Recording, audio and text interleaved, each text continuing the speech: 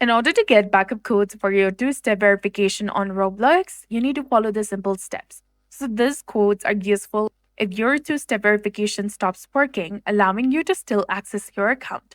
So first, you need to go to roblox.com, log into your account. Now tap on the gear icon in the top right corner and then go to Settings. In the Settings section, you need to go ahead and tap on Security, that is between account info and privacy and content restrictions. Here, you'll find the backup codes option. Scroll down, tap on Generate. Remember that generating new codes will invalidate your current ones, so be sure that you're ready.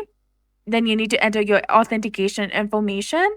In my case, I need to go ahead and copy the code that has been sent to my Gmail account associated with my Roblox account, and then enter it here and then tap on Verify.